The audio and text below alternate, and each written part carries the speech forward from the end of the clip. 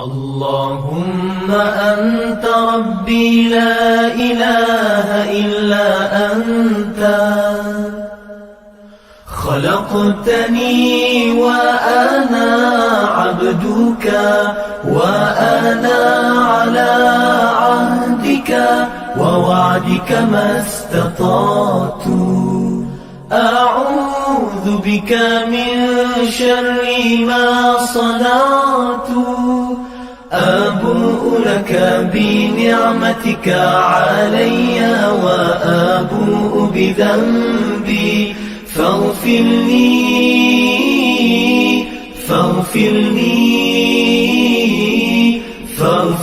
لي فإنه لا يغفر الذنوب إلا أنت. Ya Allah, Engkau Tuhanku, tiada Tuhan selain Engkau. Engkau ciptakan aku dan aku hamba-Mu, dan aku berada dalam janji-Mu menurut kemampuanku. Aku berlindung denganmu daripada kejahatan yang kulakukan. Aku sedari nikmat-Mu kepadaku, dan ku sedari akan dosa-dosaku. Ampuni aku, ampuni aku, ampuni aku, kerana sesungguhnya tiada yang dapat mengampunkan dosa kecuali Engkau. Allahumma anta rabbi la ilaha illa anta خلقتني وأنا عبدك وأنا على عهدك ووعدك ما استطعت أعوذ بك من شر ما صنعت أبوء لك بنعمتك علي وأبوء بذنبي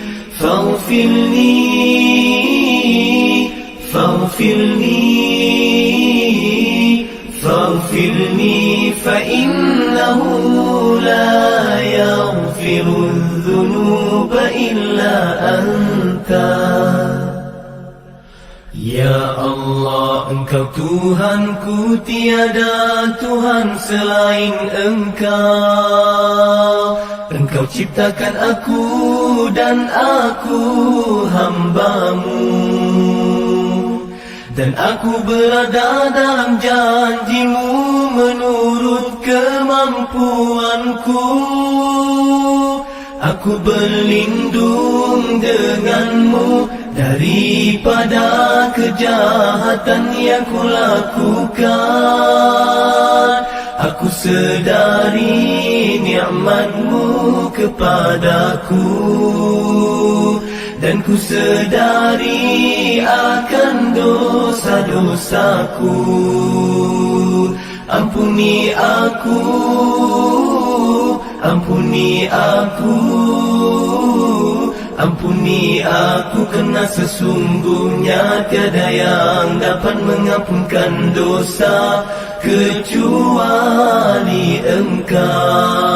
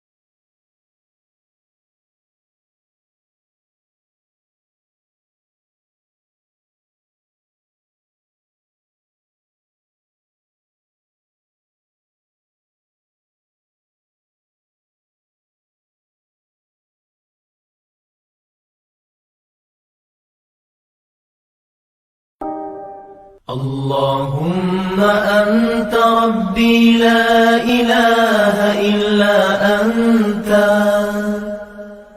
خلقتني وأنا عبدك وأنا على عهدك ووعدك ما استطعت أعوذ بك من شر ما صنعت أبوء لك بنعمتك علي وأبوء بذنبي فاغفر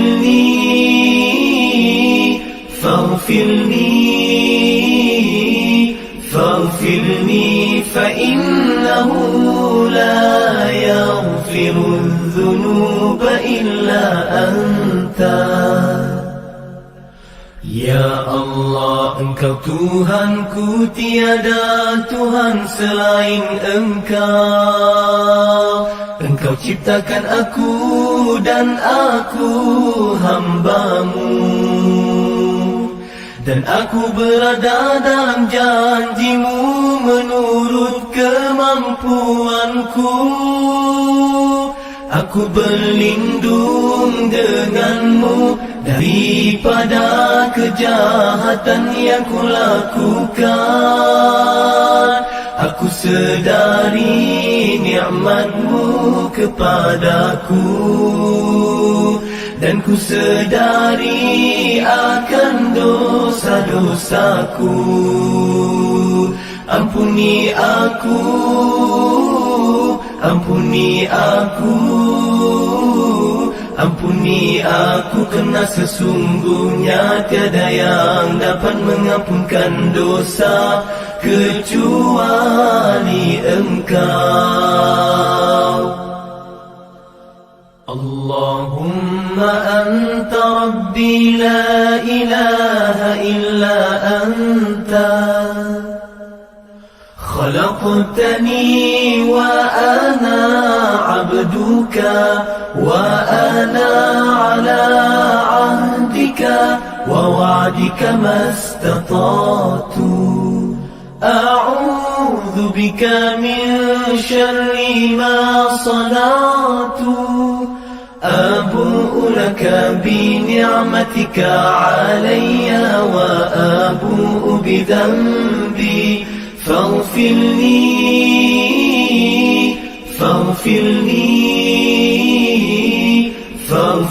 لي فإنه لا يغفر الذنوب إلا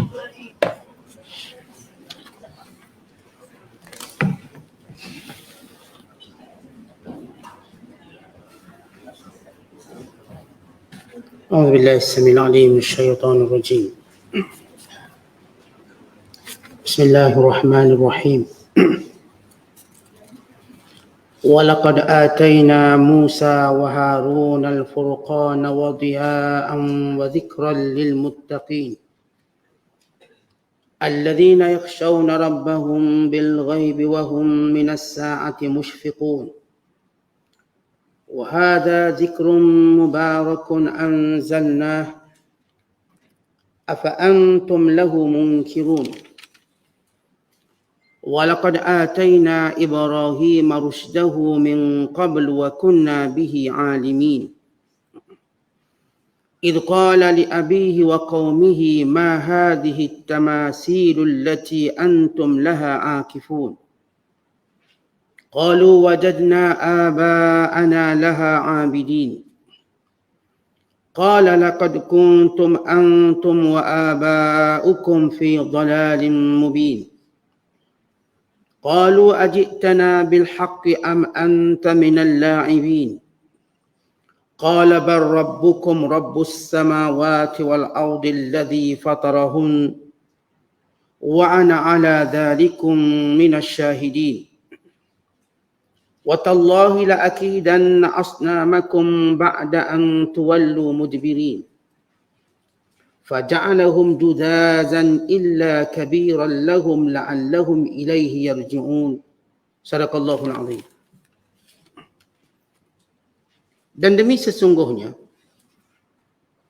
kami telah memberi kepada Nabi Musa dan Nabi Harun kitab Taurat yang membezakan antara yang benar dengan yang salah dan yang menjadi cahaya yang menerangi serta yang mengandungi pengajaran bagi orang-orang yang mahu bertakwa, iaitu mereka yang takut melanggar hukum-hukum Tuhannya.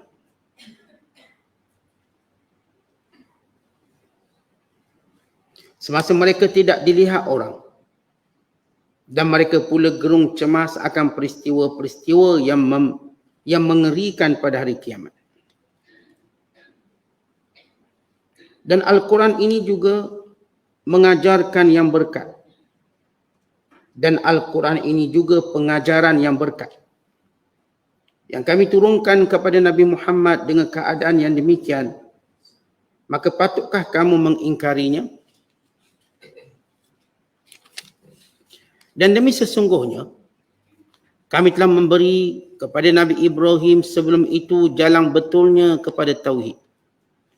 Dan kami adalah mengetahui akan halnya.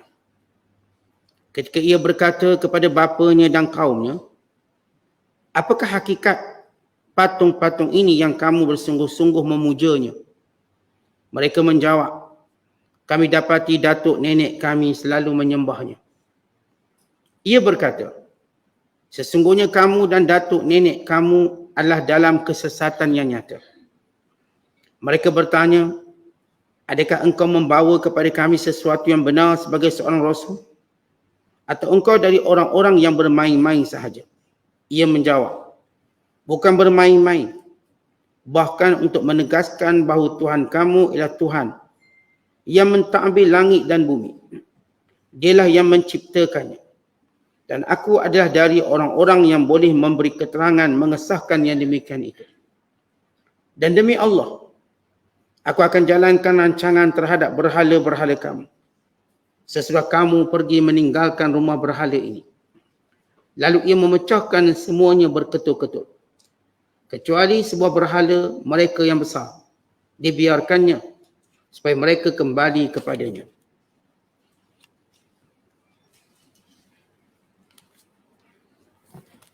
Masih lagi kita berada dalam penafsiran surah Al-Anbiya, surah Nabi-Nabi. Surah yang ke-21 pada juzuk yang ke-17, bermula ayat 48 sehinggalah ayat 58. Ayat-ayat yang kita bacakan ini menceritakan kisah-kisah Nabi. Bermula dengan kisah Nabi Allah Musa dan Harun alaihimassalam. Diikuti dengan kisah Nabi Allah Ibrahim alaihimussalatu wassalam. Kisah-kisah dalam Al-Quran diceritakan untuk menghiburkan Nabi sallallahu alaihi wasallam, menguatkan kembali semangat Rasulullah, dan untuk memberitahu Rasulullah bahawa apa yang dialami oleh baginda, penentangan umat, penolakan, persendaan, semuanya itu telah dilalui oleh nabi-nabi yang terdahulu. Dan demikian juga kisah-kisah para nabi, memberi amaran kepada orang-orang yang mengingkarinya supaya mereka mengetahui kesudahan setiap para penentang Nabi. Semuanya kecewa dan semuanya musnah binasa. Kalau sebelum ini kita telah menjelaskan bagaimana Allah memerintahkan Nabi sallallahu alaihi wasallam untuk memberi peringatan dengan wahyu Allah, mengancam mereka dengan wahyu Allah. Dan ini juga ialah pelajaran untuk kita. Kita kalau nak ancam orang, kalau nak ugut orang, kalau nak takutkan orang, jangan kita takutkan sesuatu yang datang daripada hawa nafsu kita. Takutkan mereka dengan perintah Allah. Takutkan mereka dengan amaran Allah. Umpama seorang yang dizalimi, maka dia tak perlu tunjukkan kekuatan yang bersifat material dia, dengan berkata nanti kalau aku ada kuasa akan kau buat macam kau buat pada aku. Maka itu tidak akan berkesan. Bahkan mengingatkan dia bahawa zalim akan membinasakan dia cepat ataupun lambat. Seorang anak yang derhaka, maka ibu bapa mengingatkan pada mereka tentang amaran Allah kepada setiap yang menderhaka ibu bapa, dengan dihukum dengan segera di dunia dan tidak akan masuk syurga melainkan dengan redha kedua ibu bapa. Maka setiap orang diajar beri amaran dengan cara yang betul. Nabi SAW dalam menghadapi kaumnya yang mempersendakan, yang bermain-main, bukan yang memperolokkan, Nabi SAW, maka Allah perintah dengan berkata, innama unzirukum bil wahyi. Sesungguhnya aku diperintahkan oleh Allah memberi amaran kepada kamu dengan wahyu. Melainkan kamu pekak, kamu tak nak dengar. Kalau kamu pekak, dengan maksud pekak di sini ialah tidak mau mengambil pengajaran. Kemudian Allah Ta'ala bawa sunnatullah, peraturan ataupun kita katakan sunnatullah ini kejadian yang Allah tetapkan. Kepada Nabi-Nabi yang terdahulu, Allah Ta'ala juga telah menurunkan wahyu kepada Nabi-Nabi yang terdahulu. Yang mengandungi syariat, hukum hakam, hidayat, yang disebab petunjuk kepada semua manusia. Maka kesemuanya ini untuk Allah SWT mengingatkan kaum bahawa kaum-kaum yang terdahulu, yang kaum yang menentang Rasulullah, bahawa kaum-kaum dahulu juga mendapat petunjuk dan hidayah melalui Nabi dan kitab. Sebagaimana kamu yang menentang Rasulullah SAW sepatutnya mendapat hidayah dengan Nabi dan kitab ini, yakni Al-Quran. Kata Allah dalam firman-Nya, walaqad atayna Musa wa Harun al-Furqan. Sesungguhnya kami telah kurniakan kepada Nabi Allah Musa dan Harun dengan Al-Furqan. Yang dimaksudkan dengan Al-Furqan, yakni kitab yang membezakan antara yang benar dan yang batil. Yang membezakan antara halal dan haram. Ini disebut perkataan Furqan. Dan istilah Furqan ini juga dinisbahkan kepada Al-Quran. Sebagaimana Allah Ta'ala sebut dalam Al-Quran, Syahrul Ramadan alladhi unzila fihi al-Quran hudan linnas wa bayyinatin minal huda wal furqan. Sebagaimana Allah sebut dalam ayat yang lain, wa anzalal furqan, dan dialah Tuhan yang menurunkan Al-Quran yang bersifat furqan. Perkataan furqan pertama kata ulama yang membezakan antara benar dan salah, satu. Yang kedua membezakan antara halal dan haram. Adapun benar dan salah yang melibatkan akidah. Adapun halal dan haram yang melibatkan syariat. Sebab syariat itu halal atau haram, dosa atau pahala. Maka ia dijelaskan sebagaimana dijelaskan oleh Al-Quran, dijelaskan sebelum ini oleh kitab Taurat. Kemudian Allah menyebut wadiya'an, dia, yakni dengannya mereka mendapat petunjuk, kejahilan, kebodohan, sehingga mereka nampak jalan hidayah. Maka sifat wahyu yang Allah turunkan, sama ada Taurat sebelum Al-Quran ataupun Al-Quran itu sendiri ialah diya'an. Apa maksud diya'an? Diya'an secara literal maksud cahaya. Cahaya yang dimaksudkan di sini ialah bagi menghilangkan kebingungan dan juga kejahilan. Sebab manusia tanpa Al-Quran bukan tanpa wahyu dalam kegelapan. Sebab itu dalam definisi jahiliah, iaitu suatu zaman yang tidak diutuskan Nabi dan tidak ada kitab. Jadi tidak ada wahyu. Maka ini disebut zaman gelap. Zaman gelap kerana manusia kebingungan dalam meletakkan peraturan berdasarkan hawa nafsu. Sehingga turun kitab kepada mereka, lalu mereka dapat meletakkan sesuatu itu berdasarkan hukum. Kalau tidak ikut dan, ni orang ni buat hukum dia, ni buat hukum dia, ikut dan dia. Maka turun wahyu Allah bagi menjadi dhiya, cahaya, menyelesaikan kegelapan dan kebingungan manusia. Kemudian Allah menyebut wa zikran. Perkataan zikran yakni pengajaran. Pengajaran yang diambil oleh orang beriman. Siapa? Pengajaran bagi orang bertakwa. Dan Allah Ta'ala menyebut dua sifat orang bertakwa. Yang pertama ialah khasyatullahu fis-sir, sentiasa takutkan Allah walaupun bersendirian. Yang kedua ialah al-khawfu min yaumil qiyamah, takutkan hari kiamat. Allah jelaskan dalam ayat yang kita baca selepas itu, alladzina yakshawna rabbahum bil ghaib, itu orang-orang yang bertakwa itu yang takutkan Allah.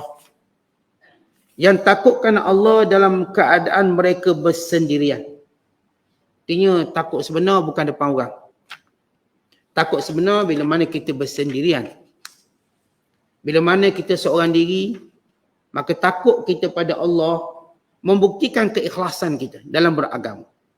Keikhlasan kita dalam mentaati Allah Ta'ala. Sebab itu Allah Ta'ala sebut dalam ayat yang lain. Man khasyar rahmana bil ghaib. Orang-orang yang takutkan Tuhan yang pemurah ketika mana bersendirian. Waja'a biqalbin munib. Dan mereka senantiasa datang kepada Allah dengan hati yang bertaubat.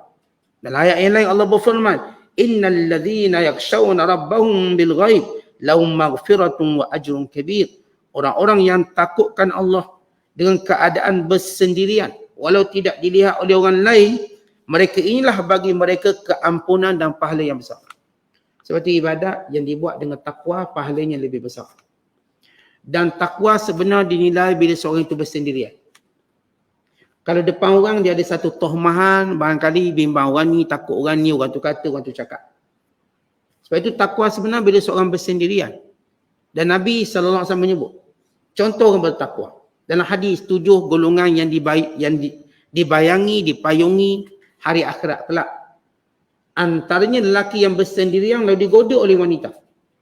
Yang punya pangkat dan punya harta. Lalu berkata, inni akhafullah, aku takut Allah. Walau tak ada orang lain. Wanita ini pula lawa, kemudian ada harta. Berpangkat. Sebagaimana yang berlaku kepada Nabi Allah Yusuf AS. Pintu ditutup. Wanita ni pula ada kuasa, dia boleh tutup kes ni. Dia pula ada harta. Apalagi yang diinginkan oleh seorang lelaki daripada kecantikan dan harta, bukan kuasa. Tetapi Nabi Allah Yusuf berkata, aku takutkan Allah. Dan demikian siapa yang mengikut sifat Nabi Allah Yusuf AS, maka inilah sifat takwa yang sebenar. Kemudian Allah menyebut sifat kedua orang bertakwa, wahum minas saati musyfiqun. Dan mereka amat bimbangkan huru-hara kiamat. Huru-hara yang bersifat hisab, soal jawab, huru-hara yang berkait dengan suasana dan keadaan pada hari kiamat kelak, dengan dibongkarkan segala rahsia, dengan didedahkan segala perbuatan, tiada tersembunyi walaupun sebesar zarrah. Maka orang beriman sebenar sentiasa bimbangkan hari kiamat. Kita bimbangkan hari di mana kita dibangkitkan. Sebab itu kata ulama ada dua keadaan yang aku takut. Yang pertama waktu kematian. Kalau tak tahu dalam husnul khatimah atau tidak. Yang kedua ketika mana aku berdiri depan Tuhan. Tidak tahu apakah aku lepas ataupun tidak. Dan dua perkara ini cukup menjadikan aku tidak rasa seronok dengan ini. Pertama dalam keadaan kematian. Kita tak tahu husnul khatimah atau tidak. Kalau ini jadi ukuran bagaimana kehidupan kita selepas itu. Yang kedua, waktu berdiri depan Allah. Apakah benar amalan kita diterima waktu dibentangkan catatan yang disebut oleh Uthman bin Affan. Pada hari dibentangkan catatan dan Allah Ta'ala nak memutuskan apakah aku mendapat catatan kanan ataupun kiri, aku rela menjadi debu dan tanah. Dek kerana takut. Ini Uthman bin Affan yang telah dijamin masuk syurga. Tadi itu di antara doa kita berdoa, Allahumma ahsin wukufana baina yadaika. Ya Allah perelokkan kami di hadapan kamu. Jadi perelokkan waktu kami berdiri di hadapan kamu. Ahsin wukufana. Biar kami berdiri dengan berdirinya orang-orang yang selamat. Bukan berdiri sebagai seorang yang salah yang akan dimalukan. Maka Allah menyebut sifat orang bertakwa ada dua. Pertama, dia takut Allah dan keadaan bersendirian. Yang kedua, dia sentiasa bimbangkan hari kiamat. Walau hari kiamat secara pandangan zahir kita nampak jauh. Yang Allah Ta'ala sebut dalam Quran, innahum yarawnahu ba'ida wa narahu qariba. Mereka tengok kiamat jauh, kami melihatnya dekat.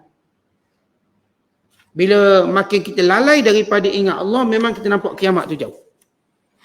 Lalai. Hakikat kiamat tu dekat.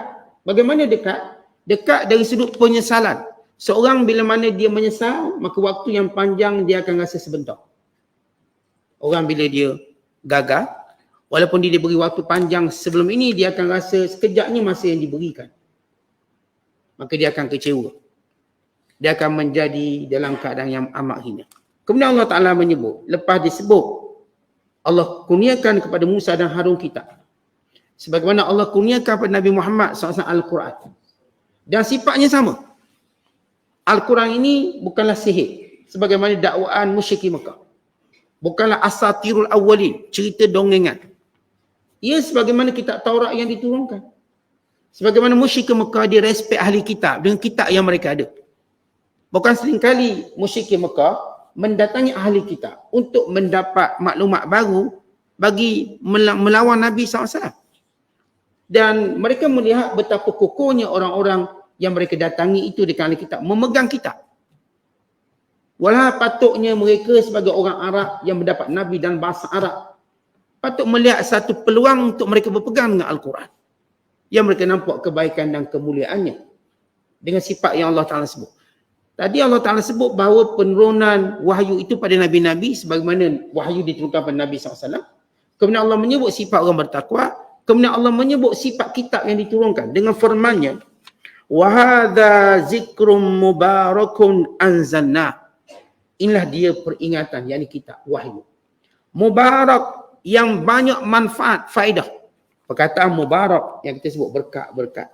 Artinya faedahnya banyak. Sama ada faedah utamanya, iaitu akhirat. Untuk mendapat kebahagiaan akhirat. Dan faedah yang menjadi cabang-cabang yang banyak. Dunia. Kita tengok dengan sebab Al-Quran, bagaimana orang kaya. Dengan sebab Al-Quran, bagaimana madrasah, universiti dibina. Dengan sebab Al-Quran, bagaimana ini secara keuntungan duniawi. Kalau kita tengok. Dengan sebab Al-Quran, bagaimana semarak dan imarahnya dunia. Apatah lagi fungsi Al-Quran yang sebenar. Itu memberi petunjuk. Sebab itu Allah menyebut. وَهَذَا كِتَابٌ وَهَذَا ذِكْرٌ. Inilah peringatan. Mubarakun, yang berkat, anzalna, yang kami turunkannya. Afa antum lahu munkirun. Kenapa kamu mengingkarinya? Sedangkan kamu cukup respect dengan ahli kitab pegang dengan Taurat. Kamu cukup respect. Sehingga kamu jadikan mereka rujukan untuk lawan Nabi SAW. Kenapa kamu tak respect dengan Al-Quran yang diturunkan dengan bahasa kamu, yang kamu mengakui ketinggian bahasa? Bukan sekali cabaran dikenakan kepada kamu. Bawa ayat seperti ini. Bawa surah sepertinya. Dan kamu mengakui lemah. Bahkan kamu mengakui bahawa kalamullah ini tidak mampu dicabar oleh mana-mana penyair dan pujangga. Dan kamu juga mengakui kebenaran kisah-kisahnya. Dan mengakui tentang kandungannya. Jawapan-jawapan terhadap kekeliruan dan kesesatan. Kenapa kamu tak berpegang? Sebab itu kata Allah tentang sikap mereka. Afa antum lahu munkirun? Yang kamu ingkar tu kenapa? Kamu nampak keberkatan Al-Quran, nampak. Sebagaimana kamu akui keberkatan Taurat. Kamu akui Nabi-Nabi lain. Kenapa kamu tak nak akui Nabi Muhammad sallallahu alaihi wasallam? Maka Allah Ta'ala menimbulkan rasa, kita kata ta'ajub, kehairanan.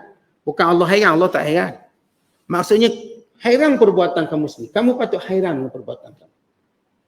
Walau kamu tahu nilai Al-Quran, kamu kenal sifat Rasulullah, kamu tak kenal Nabi Musa dan Nabi Harun, kamu akui dia. Dan kamu juga mengakui ahli kitab dengan maklumat yang mereka berikan pada kamu dalam berhujah pada Nabi SAW. Maka setiap persoalan ahli kitab dijawab oleh Al-Quran. Yang kamu buat persoalan dijawab dengan mudah, dengan cepat. Dan dengan sebagaimana yang kamu harapkan. Tapi kenapa kamu kekal mengingkarinya? Sebab itu orang musyrikin, bukan manusia seluruhnya. Tak ada sebab untuk mengingkari Quran dari sudut ia kalamullah. Dari sudut jelasnya hukum hakamnya. Dari sudut jelasnya kisah-kisah yang diutarakannya. Dari sudut jelasnya pengajaran dan iktibarnya. Dari sudut jelasnya bahawa Al-Quran ini bersifat mukjizat yang banyak faedahnya. Bukan Allah tunjuk faedahnya pada alam jin sendiri. Jin. Antara makhluk yang tak mampu mengelak kehebatan Al-Quran ialah jin. Sebab itu bila dibaca je Quran pada jin, jin jadi takut. Dibaca tak ke jin mana? Jin Amerika ke, jin Cina ke? Jin mana-mana pun bila dibaca je Quran, mereka tu akan merasa terkesan dengan bacaan tersebut. Jadi kalau ambil orang kena rasuk jin, dia masuk jin Cina katakan. Kita baca Quran bahasa Arab, dia akan terkesan dengan bacaan tersebut. Masuk jin India misalnya, masuk jin Mak Saleh. Dibaca Quran, sifat yang mukjizat mengalahkan jin. Ini dibuktikan. Bahkan Allah cerita tentang bagaimana watak jin bila mana mereka mendengar Al-Quran. Mereka takjub dengan bacaan Al-Quran. Mereka terkesan dengan bacaan Al-Quran. Dan sebahagian mereka beriman. Ketika mana Nabi SAW ditolak dakwahnya di Taif, maka Allah ganti, Allah beri kegembiraan pada Rasulullah dengan berimannya kumpulan jin. Ketika mana Rasulullah berehat, kepenatan keluar daripada bumi Taif. Sebelum baginda masuk kembali ke Mekah. Lepas dihalau penduduk Taif dan disekat oleh penduduk Mekah. Nabi berehat di satu tempat yang hari ini dibina masjid yang dikenali Masjid Jin. Yang panggil Masjid Jin. Di sejarah, di Mekah, setiap tempat sejarah dibina masjid.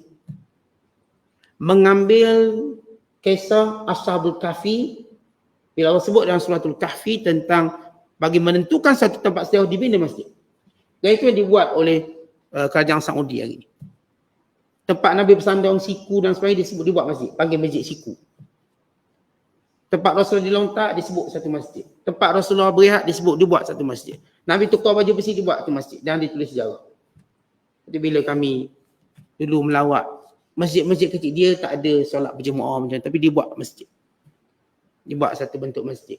Kita pun pergi raung. Masjid-masjid yang kecil yang biasanya umumnya orang tak raung lah. Orang pergi besar, biasa orang pergi ke, kita katakan Uhud. Orang pergi tempat yang biasa. Ada tempat yang jarang kita pergi.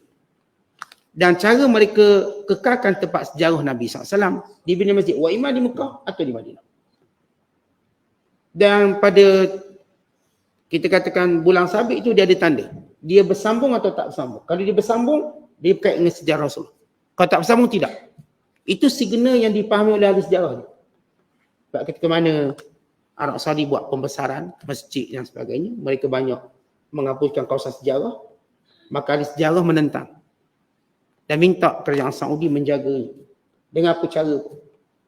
Ya, kerajaan Saudi dia ada sebab dia takut orang buat bid'ah tu bid'ah ni.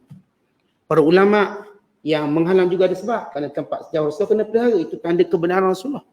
Ni tempat sebuah berhala pun orang pelihara. Nak tunjuk berhala dia pernah disembah 1000 tahun dan sebagainya. Ini kan pula tempat yang merupakan petunjuk. Wajib dipelihara sebagai bukti bahawa sejarah ni bukan sejarah reka, sejarah wujud tempat tu ada. Lalu mereka pun buat beberapa cara.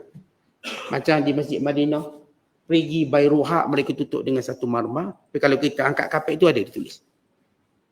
Dia ditulis, dia preserve, dia jaga cara macam tu. Tapi tak semua orang tahulah. Tak semua orang tahu, melainkan orang yang memang ahli sejarah. Sama juga saya kata masjid, lambang dia tu menandakan Nabi berhenti situ atau tidak. Kerana sebahagian besar ditutup, seperti Masjid Jumaah ditutup, tak buka. Masjid saya kata Masjid Zirak, Masjid Siku pun ditutup, dia tak buka. Tempat Rasulullah tukar baju besi pun ditutup. Dia buat surau kecil macam masjid, tapi ditutup. Tapi itu tempat yang pernah Rasulullah berhenti.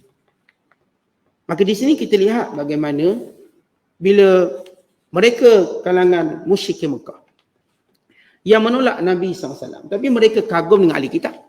Mereka kagum dengan berpegangnya kitab dengan kitab-kitab mereka. Kenapa kamu tidak kagum dengan Nabi kamu sendiri? Yang kamu kenal perangai mereka.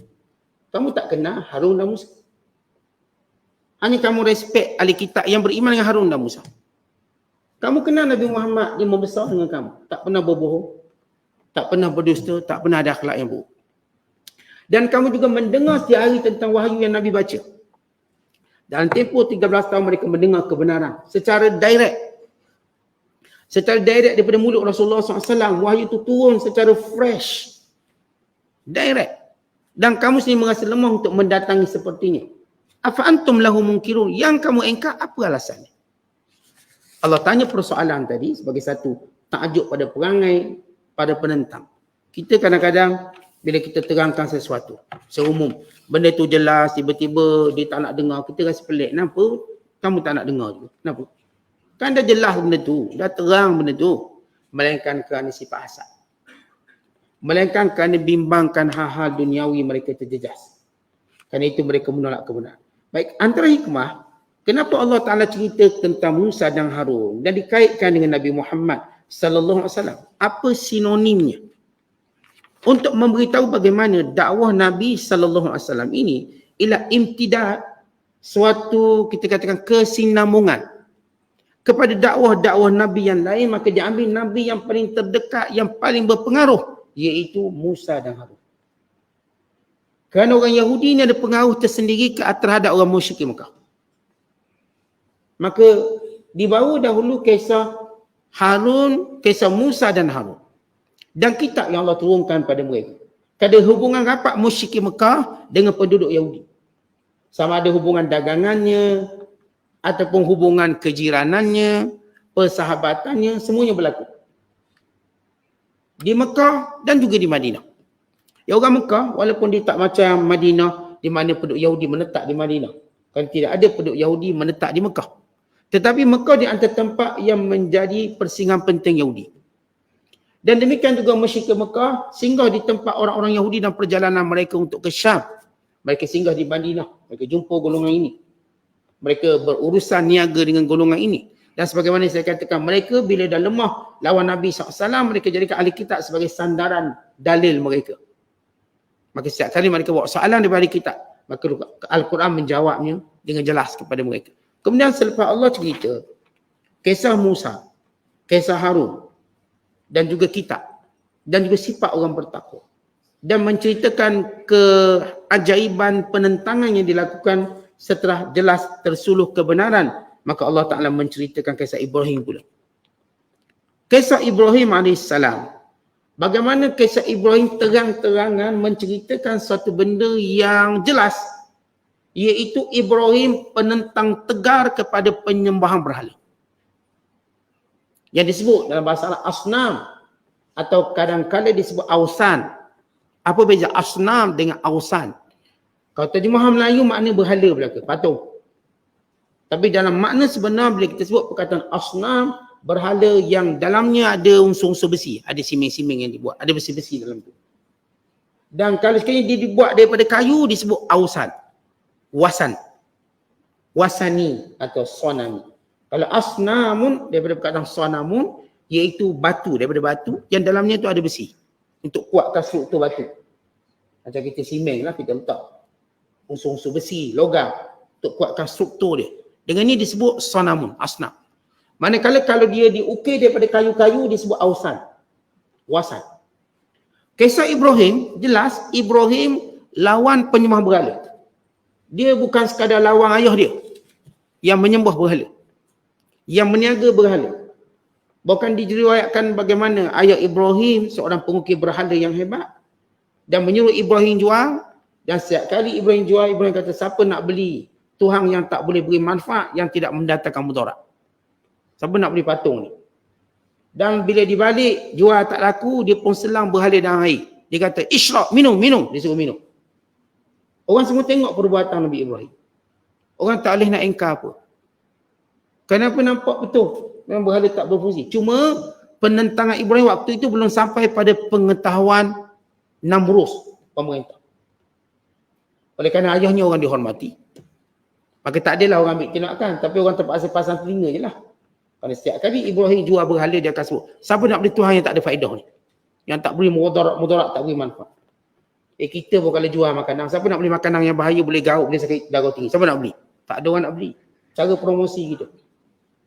Kita jual barang, siapa nak beli? Ni kalau makan terus garuk, terus darah tinggi, terus macam mana potong kaki. Siapa nak beli? Murah-murah. Siapa nak beli? Ini bila Ibrahim duk lelong Tuhan ni, dia lah dijual murah. Jual murah, kemudian sebut pula sifat Tuhan yang ni, berhala-berhala tak beri manfaat, tak beri faedah.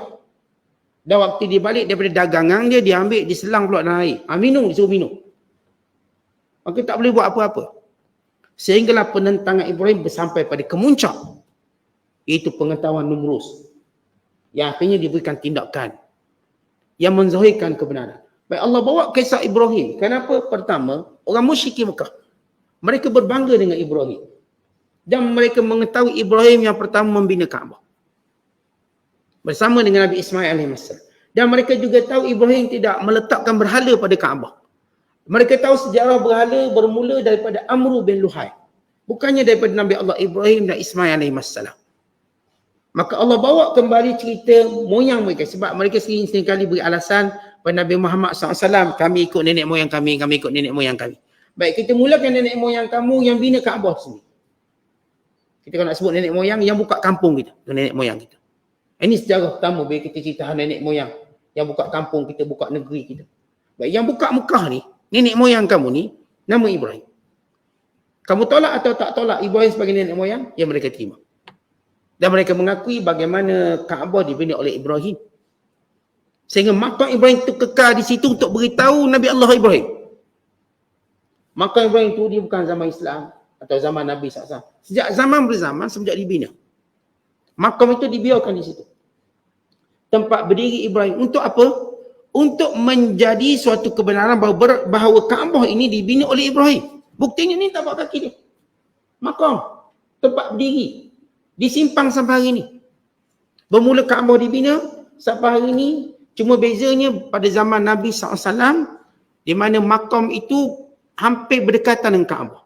Maka Umar Al-Khattab mencadangkan supaya dijauhkan untuk meluaskan mataf tempat tawaf. Tapi dia kekal di situ. Tak boleh ada kat lain. Haram dialih tempat lain. Walau kita kata crowded lah makam ni. Sebab orang kan kadang-kadang kalau tuan-tuan tawaf kan ramai orang berhenti kat situ. Zaman ada teripung, ramai pula bergambar selfie tu. Dia jadi macam stuck kat situ. Yang ngintai-ngintai lah. Yang selfie. Selfie seorang tak apa, sekeluarga selfie. Kat ni. Kenapa tak alih je kat lain biar orang selfie kat luar? Tak boleh. Kerana nak beritahu Kaabah ni dibina oleh Ibrahim. Ibrahim yang membina Kaabah ni tak ada berhala di situ.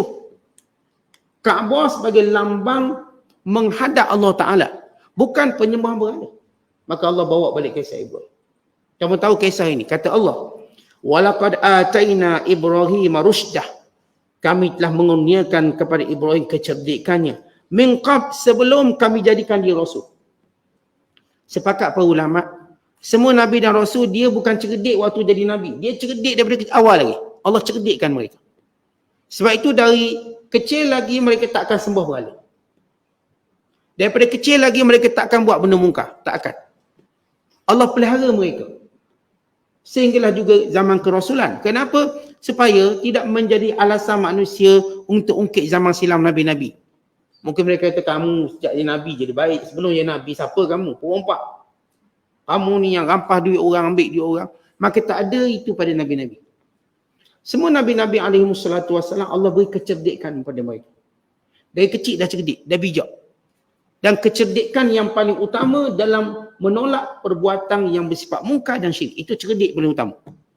Kalau kita cerdik ni maknanya dapat duit banyak. Anak saya cerdik lah Ustaz, dia pandai cari duit. Cerdik orang kita. Cerdik kita barangkali cerdik budak ni periksa dapat nombor 1. Cerdik.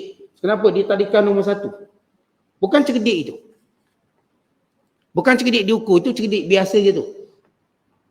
Cerdik mereka, pada Nabi ni, mereka tak pernah buat benda mungkar. Curi ke, apa-apa mungkar, minum arak, tak pernah. Dan mereka juga tidak pernah melakukan perkara syirik, sembah berhala, tak pernah. Ikut ayah sembah berhala, tak pernah. Tidak dilakukan oleh mana-mana Nabi, termasuk Ibrahim, dia kecil, tak sembah berhala. Walau ayah dia buat berhala. Ini Allah sebut, وَلَقَدْ آتَيْنَا إِبْرَاهِيمَ رُشْدَهُ. Kami kurniakan kepada Ibrahim kecerdikan. Bimbingan Allah. Perkataan rushdah, bimbingan Allah. Allah dah pelihara. Min qabl, sebelum jadi Rasul. Wa kunna bihi alimin. Dan kami mengetahui tentang dia, tentang Ibrahim. Dan tentang zaman di mana dia hidup. Idh qala li abi. Ketika mana Ibrahim berkata kepada ayah. Kita tahu ayat, perkataan ayah. Kebanyakan para ulama, kata Imam At-Tabari yang jelas, ayahnya bernama Azar. Ada kata ayah Ibrahim bernama Tarikh. Ada pula orang kata, mana Ustaz, ayah Nabi mana boleh kafir. Tak boleh, ini menghina Nabi. Kalau kita kata ayah Nabi itu kufur, kita menghina Nabi. Kita kata ini ayat Quran sebut. Setengah mereka yang atas nama, kerana terlalu mencintai Nabi-Nabi, mereka cuba kononnya, jangan sebut benda buruk-buruk pada ayah-ayah Nabi-Nabi. Jangan sebut. Kerana menghormati Nabi-Nabi. Tetapi ini masalahnya ialah Al-Quran sendiri sebut, nak beritahu walaupun ayah tu, anak di Nabi pun tak boleh beri faedah kalau Allah tak beri hidayah. Sebagaimana Allah kisahkan anak Nabi Nuh, kemuliaan ayah sama kemuliaan anak. Tapi Allah cerita dengan jelas bagaimana kufurnya anak Nabi Nuh. Sebagaimana kisah isteri Nabi Lut. Isteri Nabi Nuh yang menjadi penghuni neraka, Allah sebut secara jelas dalam surah At-Tahrim dan surah-surah yang lain. Walau isteri para Nabi pun ada kemuliaan. Ini bukan maksud penghinaan. pada kemuliaan mereka, tapi nak beritahu hakikat hidayah itu suatu anugerah Allah Ta'ala yang Allah beri pada siapa yang dia kehendaki. Boleh saja di kalangan Nabi-Nabi ayah mereka kafir. Boleh saja berlaku. Sebagaimana boleh saja di kalangan anak-anak Nabi yang menjadi kafir. Dan boleh saja di kalangan para isteri Nabi-Nabi yang menjadi kafir. Dan ini semua disebut dalam Quran. Sebab itu perkataan li abi pada ayahnya. Allah ulang berapa kali banyak dalam Quran. Li abi, ayah dia. Cuma para ulama khilaf dari sudut nama ayah. Ada yang berkata namanya Azar. Ada kata Azar itu cuma gelaran. Untuk tunjuk buruk. Kata Azar, kalau terjemah bahasa lain bererti a'rad, si tempang. Azaru. Idh qala Ibrahim li abihi Azar. Dan ingatlah bila Ibrahim berkata pada ayahnya Azar untuk menunjukkan perbuatan buruk ayahnya tempang. Setengah ulama kata tak mungkin Ibrahim panggil ayahnya si tempang. Kerana Azar dengan makna lain boleh makna tempang. Tak mungkin. Kerana Ibrahim terkenal menghormati ayahnya dalam berdakwah. Sebab itu dia perkataan ya abati, wahai ayah yang tercinta. Maka Allah yang menyebut Azar nama sebenar. Ada kata namanya ialah Tarikh. Tarikh nama ni. Tetapi tak penting namanya siapa. Jelas dalam Quran sebagaimana kata Imam At-Tabari disebut perkataan Azar. Azar itu ayah dia. Dan ayahnya kufur pada Allah. Ayahnya kufur. Tidak disebut ibunya. Kerana ibunya tidak berperanan dalam kekufuran. Tapi ayahnya berperanan. Membina berhala. Dan mengugut Ibrahim untuk merejamnya. Kalau tidak berhenti menghina Tuhan berhala dia. Allah sebut dalam banyak ayat. Jadi tak ada isu orang kata, tak baik. Ini kan ayah Nabi, mana boleh. Ini Quran cerita. Bagaimana kita cerita tentang ada orang kata tak boleh baca surah Al-Masad. Itu puak saudara Nabi. Tabat tiada abil lahabi wa tak baca. Kenapa pula Allah nak beritahu? Walau kau puak saudara Nabi, kalau kamu jahat, kamu dilaknat. Ada pula kata tak boleh baca surah ni pula. Al-Quran semuanya berkat termasuk surah ni. Maka dibaca dalam sembahyang. Dibaca di luar sembahyang. Kadang-kadang sentimen kita sentimen tak betul. Kita ni ada sentimen sayang Nabi tapi sentimen tak betul. Ya kita sayang Rasul, sepakat orang beriman sayang Nabi-Nabi alaihi wassalam.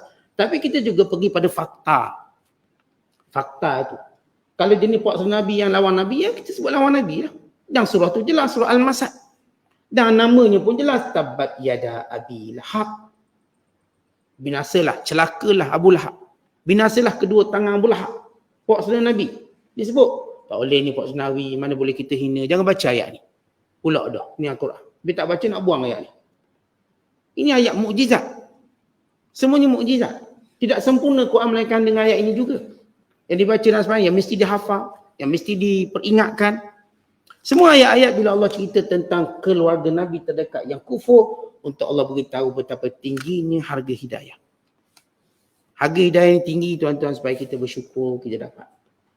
Dan juga sebagai kita tahu tiada jaminan bahawa keimanan kita boleh diwarisi oleh anak-anak kita. Tidak ada jaminan. Hatta para Nabi pun. Sebagian mereka tak berlaku. Bagian mereka tak berlaku.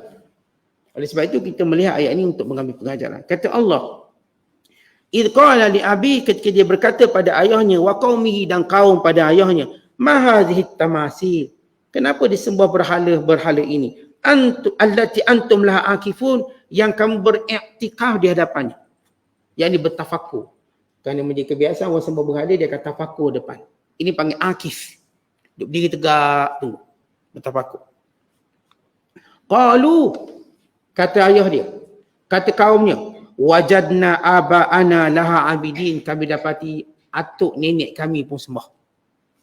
Baik, hujah atuk nenek sama macam musyrikin Mekah guna, datuk nenek kami. Maka Allah bawa datuk nenek pertama, ini ada untuk musyrikin Mekah. Maka datuk nenek kaum Ibrahim pula Allah bawa kisah Nabi Allah Adam AS. Kisah Nabi Allah Nuh AS. Ini datuk nenek, kamu mengaku ini anak datuk nenek. Bagi orang Mekah ni Ibrahim datuk nenek. Waktu Ibrahim berdakwah kepada penyembah berhala, mereka juga kata datuk nenek. Ini pun datuk nenek, hujah datuk nenek yang melakukannya. Qal, kata Ibrahim, laqad kuntum, kalau begitu kamu semua ni, antum wa aba'ukum, kamu dengan datuk nenek yang kamu sebut tu, fi dhalalim mubin, sesat belaka. Tata kebenaran tak boleh dijustifikasikan kerana orang dulu buat. Kerana kebenaran suatu yang benda yang difikir oleh akal, bukan benda yang diwarisi dengan perbuatan. Benda yang difikir dengan akal, bukan diwarisi. Saya tengok orang tu buat, saya buat. Jadi kalau polis tahan orang ni, kenapa awak tak lesen? Orang depan tak lesen tu saya tak ada lesen. Atau dia kata ayah saya zaman dulu mana ada lesen? Tok nenek saya tak ada lesen. Sebab tu saya tak ada lesen. Apakah hujah itu hujah kebenaran? Setiap kali kita nak menjustifikasikan perbuatan kita, kita kata memang tok nenek kita buat macam ni. Sejak bila pula perbuatan itu diwarisi secara perbuatan datuk nenek? Kita warisi secara maslahat dan kebaikan. Bila kita tengok datuk nenek kita buat macam ni ada kebaikan, maka kita buat. Kalau tak ada kebaikan, kita tak nak buat. Bukan kita memperbaharui perbuatan datuk nenek kita kalau dia tak sesuai dengan zaman. Datuk nenek kita dulu naik basikal. Kenapa tak naik basikal? Kita beli motosikal pula tu. Beli kereta. Datuk nenek saya naik basikal, Ustaz. Sebab tu saya naik basikal. Dia pergi Kuala Lumpur naik basikal. Orang nampak ni gila ke tak ada akal. Tapi datuk nenek saya dulu Ustaz memang naik basikal je. 3 hari 3 malam. Datuk nenek saya dulu naik kuda. Kita pergi naik kuda. Tetapi ini bukan diwarisi cara begitu. Akal kita mewarisi kecerdikan, mewarisi kebenaran melalui pemikiran akal kita. Apa yang datuk nenek kita dulu buat elok, bagus, kita kekalkan. Dia buat nasi lemak sedap, kita kekalkan lah. Tapi kalau dia buat benda tu tak sesuai zaman sekali pakai dapur arang, kita ustaz kita ikut datuk nenek kita ustaz pakai dapur arang. Terbakar habis rumah ni. Dengan rumah jiran-jiran sekali. Dalam dapur arang. Untuk kekalkan resepi ni. Tak mungkin. Kita mungkin nak kekalkan resepi datuk nenek kita. Tapi mungkin bukan cara dia. Tak mungkin kita pakai penumbuk lagi.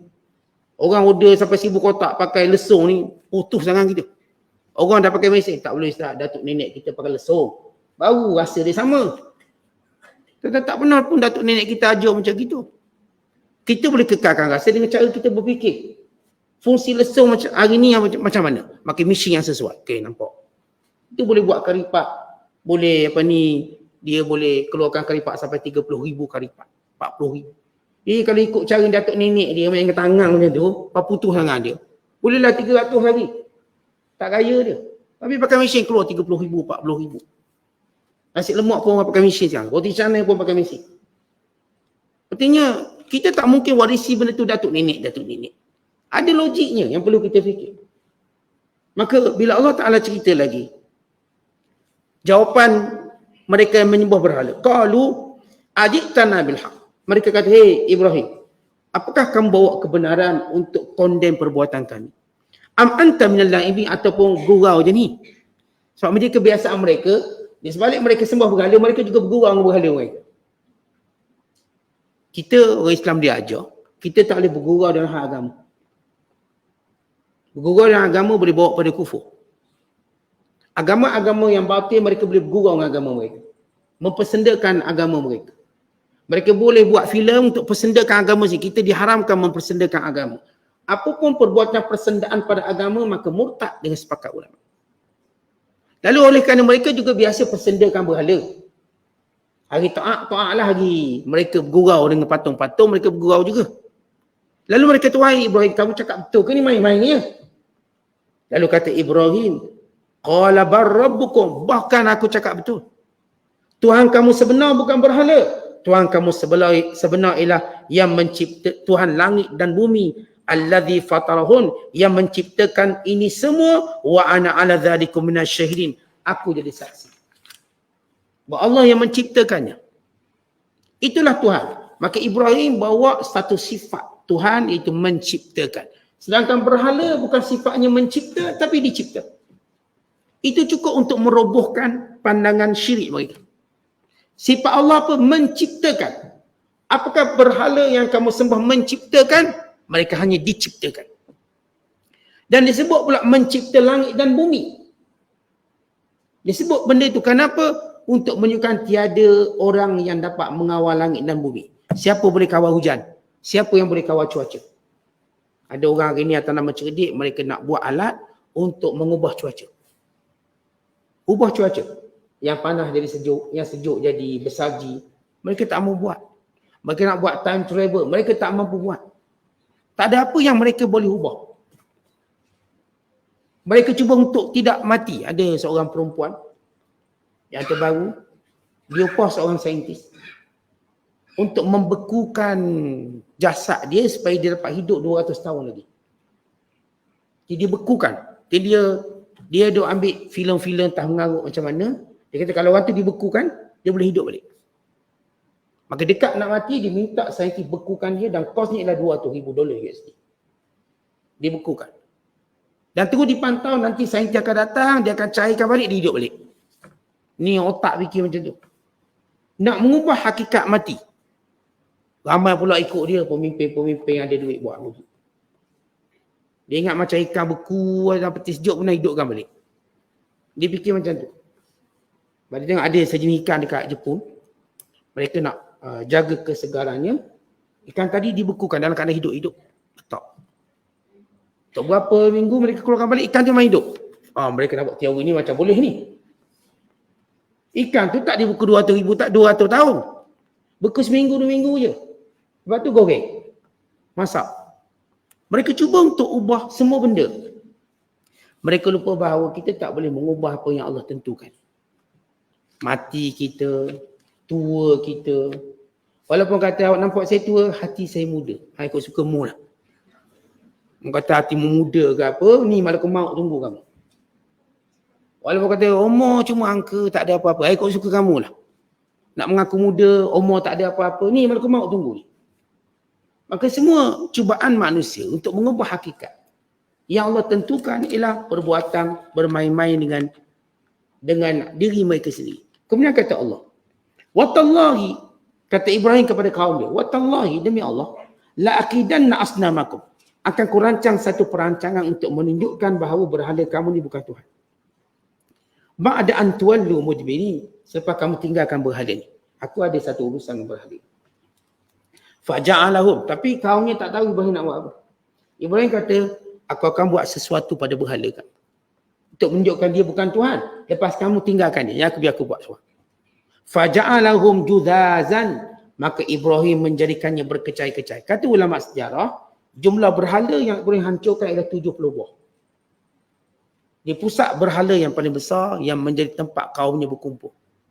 Ketika mana kaumnya keluar untuk buat perayaan di luar, maka Ibrahim pecahkan 70, melainkan satu berhala besar yang disangkut kapak pada lehernya supaya kaumnya ni mengerti. Biar hujah tu kembali yang kita sebut sebagai paku keras. Kata Allah, illa kabiran lahum, melainkan berhala yang besar. Di kalangan berhala-berhala itu, la'allahum ilaihi yarji'un, semoga mereka berfikir, mengambil iktibar dan kembali pada fitrah beragama. Kenapa Ibrahim AS buat macam tu? Kerana Ibrahim AS, pada ayat nanti akan dijelaskan, bila mereka kata, macam mana berhala kami boleh pecah? Hanya Ibrahim tak keluar perayaan, dan Ibrahim bukan kali pertama tak keluar perayaan, berkali-kali dia tak keluar. Sebab itu mereka dengan cepat Ibrahim buat. Tambah pula Ibrahim kata, la'aki dan na'asnamakum, akan aku buat sesuatu pada berhala kamu. Tapi mereka tak jangka seberani itu Ibrahim hancurkan berhala. Ini Tuhan, mana ada berani lawan Tuhan? Ibrahim tunjuk suatu benda yang paling palsu terhadap Tuhan tersebut. Dia tak boleh melawan. Kita kalau sebut anjing pun boleh berlawan lagi. Kalau kita usir-usir anjing. Kambing boleh lawan lagi. Ini sebut Tuhan tak melawan, maknanya bukan Tuhan. Jadi kalau kita nak kita katakan lembu kita nak sembelih, dia lawan kita. Ayam pun dia lawan kita, angsa pun lawan kita. Ini kan pula Tuhan. Tiba berkecai Tuhan. Gagahnya Nabi Allah Ibrahim. Patutnya mereka fikir begitu. Gagah. Lemahnya Tuhan yang mereka sembah. Letak pula dekat kapak dia dekat berhala besar. Untuk secara sinis Ibrahim nak beritahu yang buat ni semua berhala besar sebab dia cemburu. Dia cemburu disembah Tuhan kecil dan dia tak disembah secara sendirian. Maka sebab itu. Dan bila kaumnya tanya siapa buat? Tanyalah berhala besar, dia tahu. Dan tempat kejadian dia yang ada. Maka semuanya ini dipanggil hujah secara sinis. Untuk kembalikan kebodohan pada mereka. Untuk menyebut tentang hakikat penyembahan berhala, inilah kebodohan pada diri sendiri. Dan Ibrahim membuktikan kebodohan itu. Kerana Ibrahim orang pertama yang hancurkan berhala. Sebab itu Nabi SAW waktu membuka kota Mekah, Nabi hancurkan berhala. Mengikut sunnah Nabi Allah Ibrahim. Dan itu cara yang paling kita kata kuat untuk membuktikan kepalsuan ketuhanan berhala. Itu bukti paling kuat. Kalau betul dia Tuhan, dia balas dendam malam ni. Jadi dia hancurkan, dia boleh tangkap balik ke, dia balas dendam ke, tak. Tidak berlaku apa-apa. Melainkan mereka melihat dengan hina Tuhan-Tuhan yang mereka sembah dihancurkan. Wallahu a'lam bishawab. Assalamualaikum.